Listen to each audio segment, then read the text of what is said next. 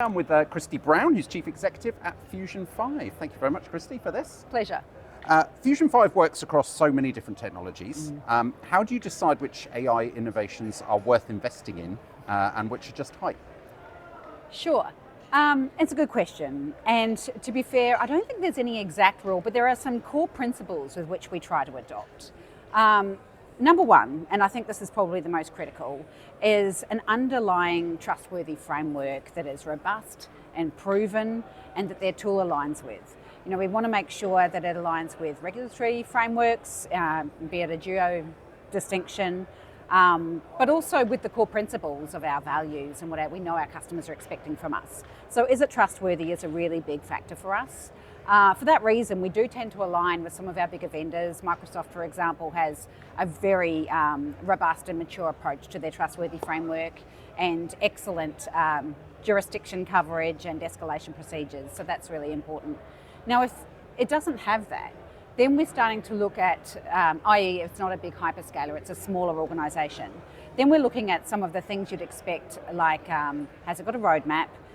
Do they have human oversight, and is there a human support chain that we can reach out to? That's really, really important. Is it been in market for a little while, and what are the proof points like? And proof is so critical in this era. So, but I think none of those things are necessarily that different from selecting, you know, an ISV that we'd recommend attached to one of our solutions. So I think it's much the same, but it's so more important than ever to get that bit right. Fantastic, thank you. Are customers asking more about AI today, or are they still focused on solving traditional business problems? It's really interesting, isn't it? So I think that we have now seen the edge of our AI hype bubble starting to pass us by. So I think around maybe about 12 months ago, everything was, where's the AI? You know, I need an AI hammer for this nail, and I don't necessarily care what the nail looks like. That has shifted, and it's shifted pretty notably in the last month or two.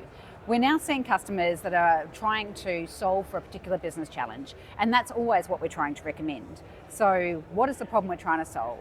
How might we go about that? And is AI a useful and helpful accelerant in that problem? So yes, last year, not so much this year. Now it very much is all about the proof and then about the dilemma of how do we run this AI once we're live.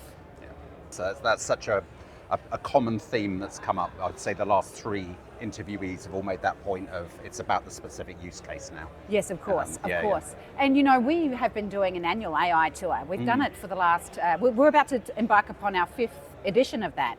And if you consider how new AI is, we've been leading from the front for some time.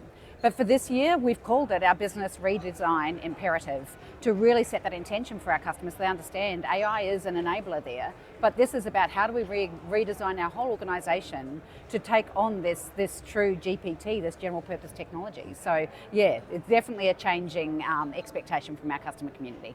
Brilliant. Thanks, Kristy. Can you tell me about a best-in-class customer adoption story recently, and how did it come about?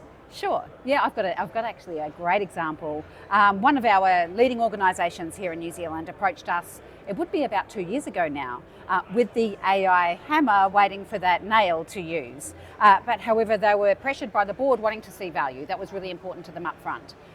We started with a 78 member pilot group within the organisation, starting with the most senior executives and showing them ways in which AI could help their particular needs, and that proved to be quite successful. Over time, we've now seen the entire organisation be enabled with AI. That's over 800 employees that they have. However, in doing so, that did unlock some really useful lessons for us. For example, with that AI training, it's got to be focused on the users and their roles. How will it help their particular roles, not a generic piece? So a good example of that is the finance team. They need to be able to use the AI that's infused within Excel, because Excel happens to be their home. And so no point teaching them how to do a really pretty PowerPoint presentation necessarily. That's not the main use that they'll have for that tool. So we tailored the training that was very, very role-based, and I think that was a big enabler. What we then did was manage to get them to take their business case through to the board and get a very intentional agentic employee strategy put together, and that's the blueprint with which they operate on now. They're now at the stage of where they can understand whether data's good, where it's not. We're doing more deep data foundational work now. so that they can start to agentify an end-to-end business process as opposed to just tasks within a process.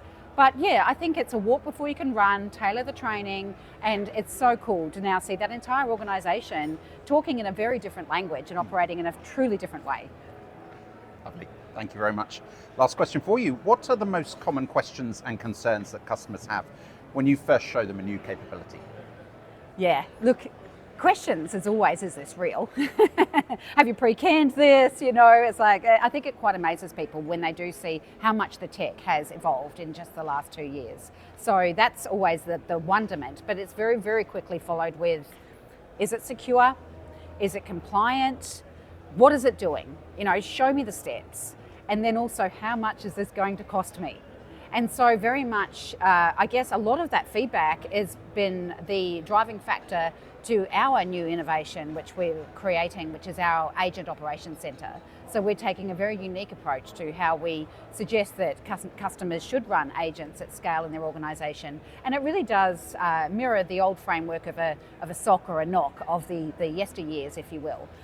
So clearly, for an organization to be able to run agents at scale, observability is critical, making sure that agent stays on task and is redirected if it's getting itself a little confused on its purpose, being able to be confident of the cost associated well before you get that the sticker shock, of the bill, and also a very clear escalation path for if this goes wrong. You know, you certainly don't want your escalation path to be determined at 3 a.m. if your finance agent's gone rogue and suggested a different bank account for your customers to pay into. That is not the time to solve your escalation. So yes, I think that the questions that we're having asked from our customers are exciting ones, and that they're about how do we operate this at scale and how can we do so with confidence and safety. Yeah. Wonderful. Thank you very much, Kristy. That was Pleasure. great. Much appreciated. Nice to talk Really to you nice today, meet you. Dave. Thank you.